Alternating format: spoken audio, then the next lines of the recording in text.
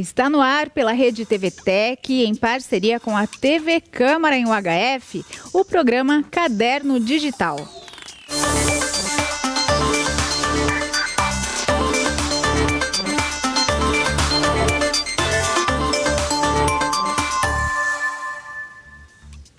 Oi, tudo bem com você? Obrigada por acompanhar o nosso programa Caderno Digital, que traz entrevistas, muita informação e prestação de serviço aqui pela Rede TVTech em parceria com a TV Câmara em UHF. Lembrando que a TVTech Jundiaí está nas redes sociais, Facebook, YouTube, Instagram e também Twitter. Basta procurar por TVTech Jundiaí.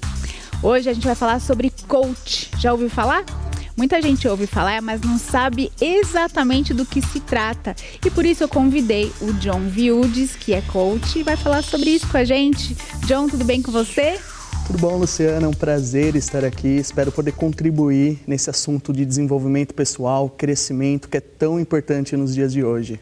John, muita gente ouve falar e até tem uma noção do que é o processo coaching, o que é um coach.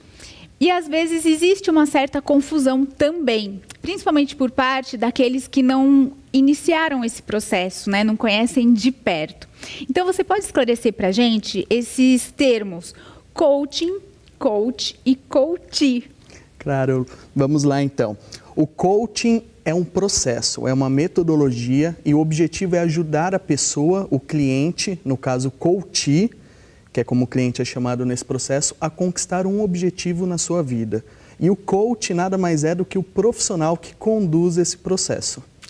E como uma pessoa se torna coach, habilitada a desenvolver esse processo? Exatamente. Hoje existem inúmeras formações em coaching, mas eu acredito que não há você apenas fazer uma formação, mas é você sempre ter a curiosidade de pesquisar, de estudar mais, fazer formações complementares, PNL, que é Programação Neurolinguística, estudar inteligência emocional. O que um profissional, para ele ser um bom coach, ele precisa entender de gente. E o mais importante, gostar de pessoas. Acho que esse é o principal para que você possa elaborar um bom trabalho como coach. John, eu vou contar para todo mundo que você é jornalista, assim como eu, meu colega de profissão. E há quanto tempo você atua? Você deixou um pouquinho de lado o jornalismo para atuar como coach? Exato. Eu vinha conduzindo as duas profissões ao mesmo tempo e acontece que nós temos projetos, temos propósitos, uma coisa de missão de vida mesmo. E tudo me conduzia a trabalhar com pessoas, a treinar pessoas. E por questão de foco foi onde eu me desliguei um pouco do jornalismo e assumi a dianteira nessa área de desenvolvimento pessoal. Quando eu parei de trabalhar como jornalista até hoje tem uns 7, 8 meses. É um pouco recente, mas eu já vinha trabalhando antes como um plano B, o coaching, e hoje se tornou um plano A. E aí, para você ser um coach, você precisou passar pelo processo de coaching. E aí você teve uma pessoa que te acompanhou. Isso, exatamente. Acho que é importante você passar pelo processo. É como se você tenta vender um produto que você nunca usou. Quando você passa por esse processo, que você entende, que você vê a transformação que ele traz na sua vida. E quando eu passei, eu estava numa fase difícil, uma fase complicada. Eu havia sofrido um acidente, tinha perdido a minha noiva na época, não sabia se eu voltaria a andar, estava numa cadeira de rodas. Então, quando você vê a transformação que esse processo traz, você começa a pensar, e como que eu posso utilizar isso para ajudar as outras pessoas? E foi através do coaching que eu entendi que por mais que eu tivesse passado por um momento difícil, eu não tinha que ficar olhando para trás. E o coaching, ele convida você a olhar para frente, aonde você quer chegar. Porque por mais que você enfrentou uma situação difícil, você sempre pode criar a sua realidade. Você sempre pode ter novos objetivos, ter um caminho a seguir. E passando por esse processo, eu consegui entender, trazer isso para a minha vida e hoje eu ajudo as pessoas a passarem por esse mesmo processo. Então, além dos médicos, que com certeza fizeram toda a diferença na sua recuperação, você vê com muita clareza que esse processo todo de coaching também te ajudou a se recuperar. Exatamente. Eu falo que quando eu sofri o acidente, eu tive a sorte de ter amigos incríveis, o apoio dos meus familiares. Eles me levaram todo tipo de ajuda, terapia, aconselhamento espiritual, e aquilo era importante para mim. Só que o que aconteceu? Chegou uma hora que toda vez que eu ia para terapia, eu voltava a falar do acidente, voltava a reviver aquele momento e sofria. Aquilo começou a fazer mal para mim. Começou a me deixar num estado depressivo. Ao invés de ajudar, estava piorando. Foi quando eu estava num dia num grupo do Facebook, eu compartilhei a minha história e aí uma profissional incrível, a Cris Ribeiro, ela falou sobre coaching para mim. Eu estava com o pé atrás, assim, porque eu falei, não vai me ajudar. A terapia já não está ajudando, a terapia convencional. Mas quando eu fiz o coaching foi um grande divisor de águas para mim, justamente por me tirar do foco no passado e colocar o foco no presente, aonde eu quero chegar. Eu imagino, eu não sei porque eu nunca passei pelo processo de coaching, até tenho vontade de conhecer melhor, mas eu imagino assim que cada pessoa responde de uma maneira diferente a uma situação diferente. Então, alguns podem se dar super bem com uma terapia convencional, outros podem se encontrar numa religião, né, num grupo religioso ou num grupo social. E outras podem, como você, ter esse insight, né, essa mudança dessa maneira que aconteceu no seu caso. Porque eu acho que as opções todas são muito bem-vindas, são alternativas. Exatamente. E ninguém é igual a ninguém, é isso? Exatamente. Eu acho que o principal é a pessoa estar aberta a ser ajudada, a pessoa buscar, seja na terapia, no aconselhamento espiritual, no coaching, é a pessoa se permitir. Eu sempre falo que sem permissão não há uma transformação na sua vida. E muitas pessoas se fecham quando elas passam por uma situação difícil, uma situação que limita elas de alguma maneira. É até natural, Exato. né? Exato. E elas acabam não permitindo a ajuda, elas entram numa postura que é uma postura que eu me encontrei durante muito tempo na minha vida, em que elas se colocam como vítimas. E aí elas passam a criticar, elas passam a se defender, a entrar numa postura que ela não consiga ter o protagonismo da sua vida. Então ela acaba não tendo os resultados que ela gostaria. E aquela pessoa que se coloca como vítima, no começo a gente até compreende, a gente até tenta consolar, mas com o tempo, acho que todo mundo ao redor vai ficando com um clima pesado, fica desconfortável, não sabe mais o que fazer. E aquela vítima, entre aspas, se torna um peso, uma pessoa chata, né? Desculpem, vítimas, mas assim, é desagradável para conviver, né? Porque fica batendo na mesma tecla o tempo todo. E é como você falou, você tem que colocar um objetivo e seguir. E é difícil. Exatamente. Para ajudar nesse processo, é importante a pessoa, primeiro, olhar para a vida dela e entender quais áreas da vida não estão como ela gostaria. É ter essa consciência. E isso é muito difícil. É difícil uma pessoa olhar e, de repente, ela entender que ela não está sendo uma boa mãe, um bom pai, que ela não está sendo um bom profissional. Mas sem essa consciência, a pessoa não vai conseguir mudar. E é assumir a responsabilidade por essa mudança. Você está hoje onde você se colocou, pelas suas ações ou pela falta de ação. E quando você traz isso para você, você percebe que se você caiu no fundo do poço, você é a única pessoa que tem o poder de se levantar. E aí você para de se colocar numa postura de vítima e dá o controle da sua vida para outros fatores ou para outras pessoas. Muitas pessoas falam, eu estou assim por causa da economia, por causa do político tal, por causa da minha esposa, meu casamento não está bom, é o meu marido o problema. As pessoas estão o tempo todo buscando culpados. Quando elas assumem a responsabilidade pela parcela que não está bom, que ela ou agiu ou deixou de agir para chegar nessa situação, ela consegue ter uma ferramenta para que ela consiga resultado, para que ela saia daquele fundo do poço. É fundamental assumir a consciência e a responsabilidade para que ela possa mudar. É isso, e eu acho que sobre isso a gente ainda tem bastante coisa para falar. Mas vamos para o intervalo rapidinho e daqui a pouco o Caderno Digital está de volta.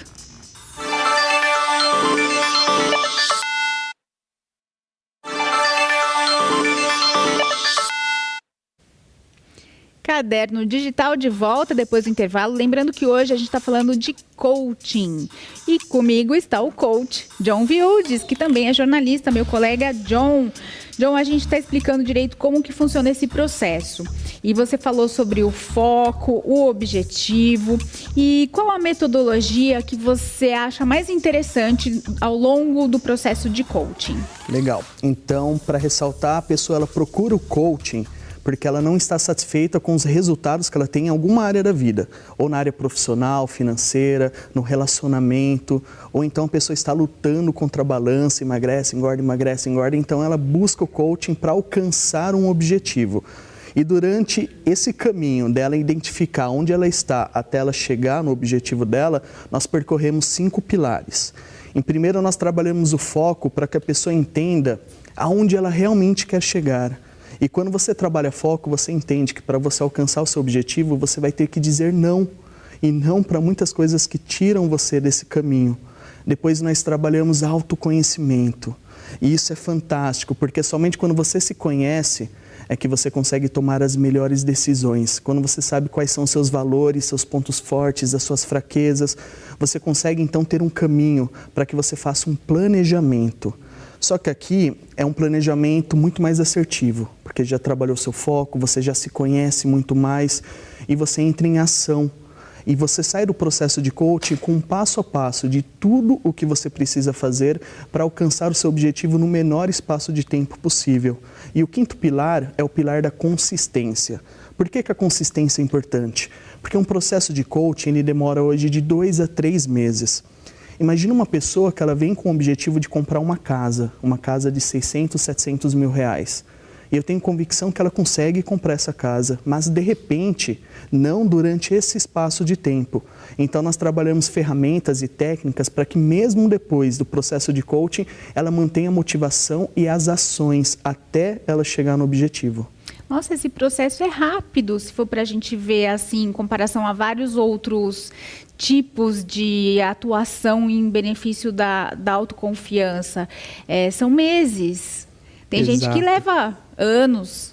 Eu costumo dizer que o processo ele tem data para começar e para terminar, mas o processo do coach, do cliente, de autoconhecimento, ele começa, mas nunca termina. A gente está sempre se conhecendo, sempre se adaptando à vida, às situações que acontecem. Então é um processo que você dá um start com o coaching, mas você não para de se conhecer, você continua até o fim da vida.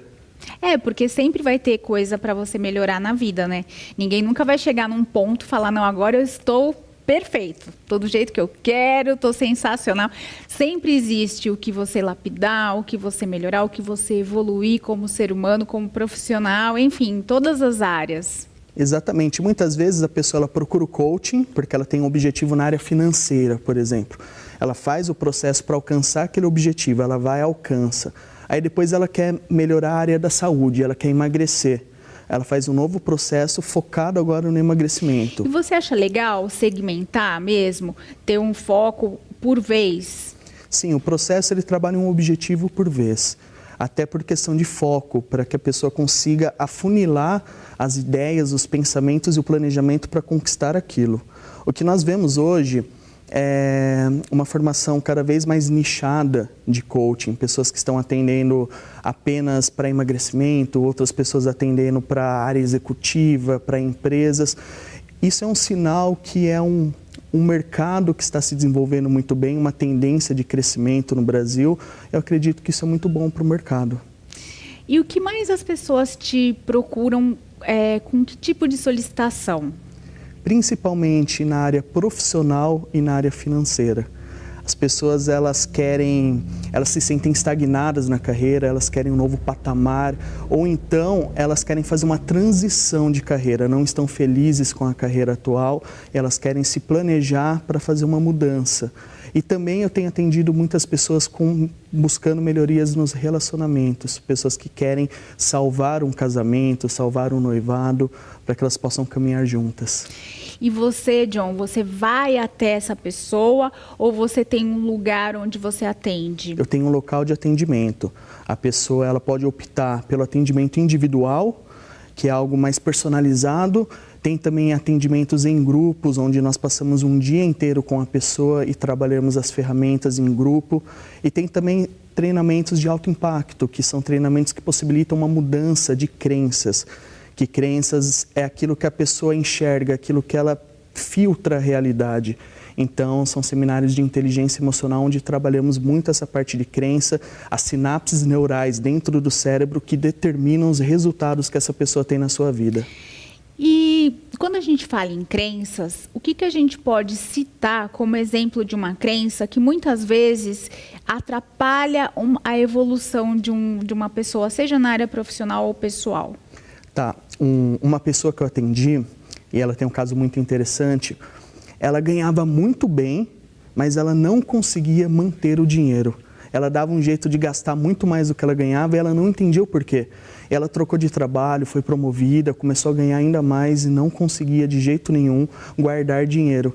E aí quando a gente começa a procurar aonde que está isso, aí ela percebeu que teve um episódio de alto impacto emocional lá na infância dela, em que ela estava com a família e tinha a carteira do tio em cima da mesa.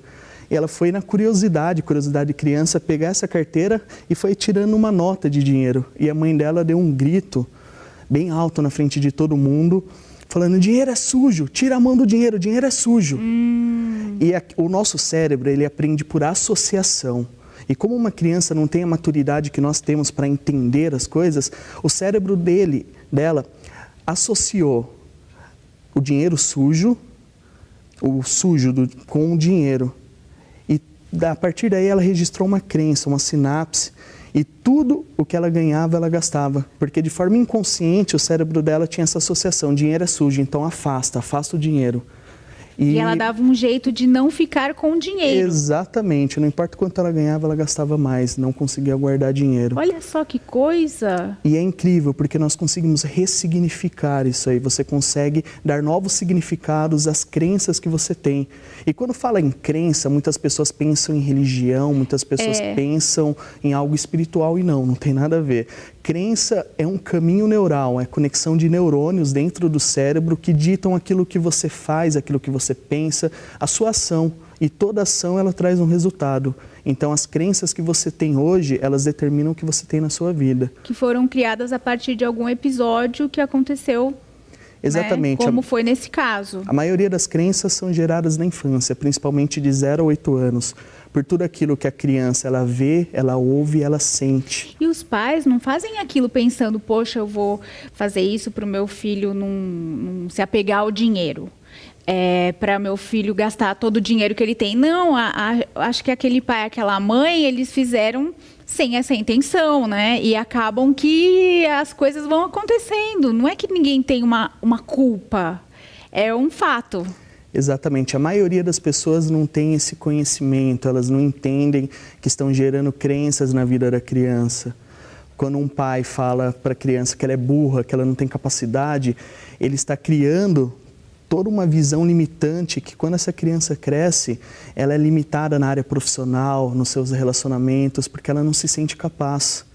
Então, o que falta às pessoas, principalmente se nós levarmos em conta, não somente no Brasil, mas no mundo, é um modelo educacional que foque também na gerência de emoções, para que as pessoas possam aprender a lidar com essas emoções e ter resultados melhores. Desde pequenas, Desde né? pequenas. Porque assim fica mais fácil, você já cresce tendo um controle emocional, uma visão positiva de si próprio, do outro, e aí você não vai precisar trabalhar tudo isso depois, né? Se fosse assim, que era o modelo ideal, na nossa opinião. Exatamente, isso faria toda a diferença. John, vamos para o intervalo rapidinho e daqui a pouco a gente volta com o nosso último bloco do programa. Até já!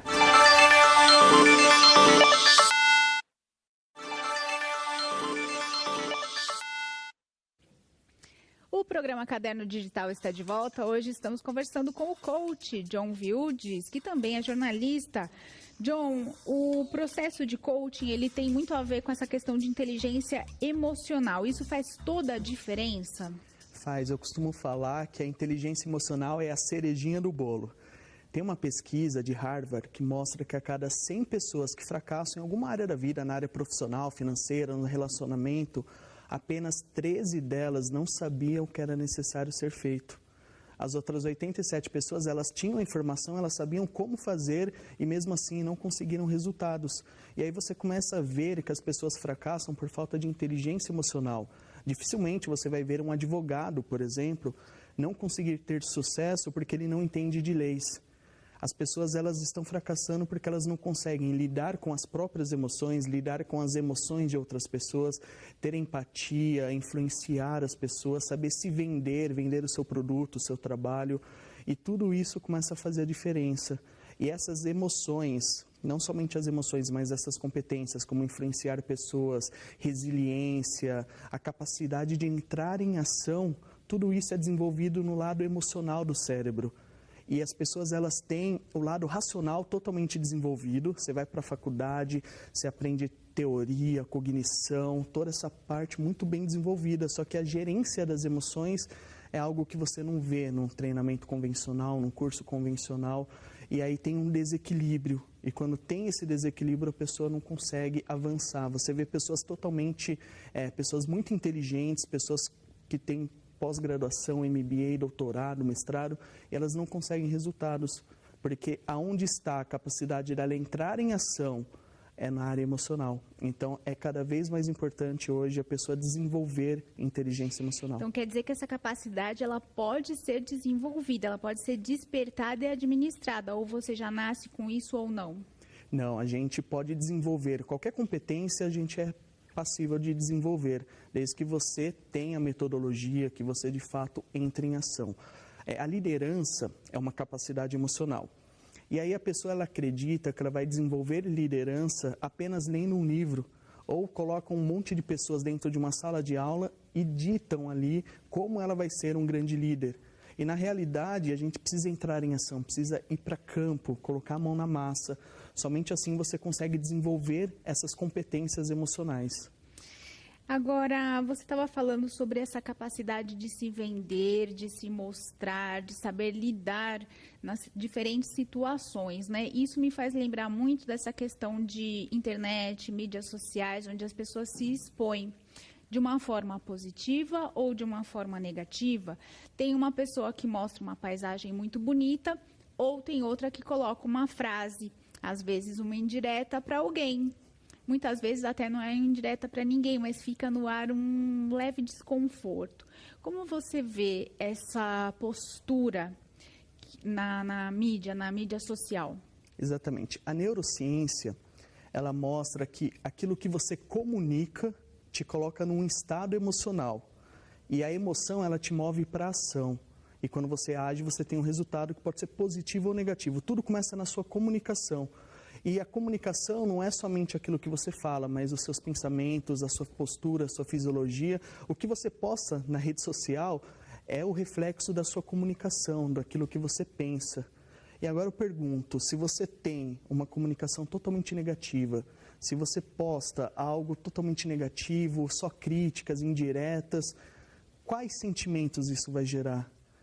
Vai gerar um sentimento de incapacidade, algo ruim, e essa pessoa não vai ter os resultados que ela gostaria. Então tudo começa na sua comunicação. A partir do momento que você começa a filtrar aquilo que você comunica, aquilo que você pensa, aquilo que você vê, você começa a melhorar o seu estado emocional, você começa a entrar num estado de mais recursos. E aí quando você age, você consegue ter resultados melhores. Tem pessoas que elas postam na rede social, todo mês é difícil com relação ao salário, mas esse mês eu me superei. E depois elas não entendem por que elas não conseguem ganhar dinheiro, por que elas não conseguem prosperar. Tem uma frase que fala, nunca fale mal daquilo que você quer. Isso faz toda a razão. Nossa, mas é bem engraçado mesmo, né? Mesmo esse negócio de chega na segunda-feira e fala, ai, segunda-feira, mais uma semana, ou chega na sexta-feira, ai, que bom é sexta-feira. Já comentaram até em reportagens nossas, assim, que isso não é bem visto até mesmo pelos colegas e pela chefia. Então, para que você provocar se você sabe que aquilo pode te prejudicar? Exatamente, a questão de você desenvolver a inteligência emocional para que você comece a filtrar o que é interessante você postar ou não postar, o que é permitido, o que está dentro de um bom senso. E muitas vezes se a pessoa ela está esperando chegar ao final de semana para ela viver, de repente ela repensar se aquele trabalho realmente é para ela ou se está na hora dela buscar algo que faça ela sentir emoção, sentir prazer na segunda, na terça, na quarta. É porque sofrer 5 dias para ser feliz 2, alguma coisa está errada. Exatamente. E muitas pessoas passam a vida inteira apenas sobrevivendo, esperando o tempo passar, sem ser protagonista da sua própria história. John, para a gente fechar assim bem legal, vamos falar algumas habilidades, dar algumas dicas de habilidades que a gente pode desenvolver para ter sucesso na vida, principalmente nessa área profissional que é o que a gente está falando. Muito bom. A principal habilidade que uma pessoa pode desenvolver é a capacidade de entrar em ação. Tem pessoas que têm ideias e ideias brilhantes. E o que ela faz? Totalmente racional. Planeja, planeja, planeja e nunca executa. E quando você não entra em ação, você não tem o resultado que você gostaria. E aí você vê o seu vizinho ter uma ideia pior que a sua, não ter a mesma competência para executar, só que ele vai e ele faz. E ele consegue atingir o resultado que ele deseja. Então, entrar em ação é fundamental. E outra habilidade que é extremamente interessante da pessoa desenvolver é a capacidade dela lidar com os medos. Muitas pessoas não entram em ação porque elas têm medo. O que vão pensar de mim, o que não vão pensar, e se der certo, e se der errado, o que eu vou fazer? E na realidade isso acaba fazendo elas travarem. Só que quando você entra em ação, mesmo com medo, e eu aprendi isso fazendo treinamento com as melhores pessoas do mundo nessa área, que eles também têm medo, eles também sentem raiva, eles também sentem tristes. São seres humanos. Exatamente. Mas eles agem apesar do medo. E quando você começa a agir, o seu medo ele vai sempre continuar do mesmo tamanho, só que você começa a crescer e você fica muito maior do que o seu medo. Então, é a capacidade de você agir mesmo com medo e sempre entrar em ação, sempre dar o primeiro passo. Toda jornada começa com o primeiro passo. E você fica feliz ao ver os resultados dos seus clientes, das pessoas que você acompanha?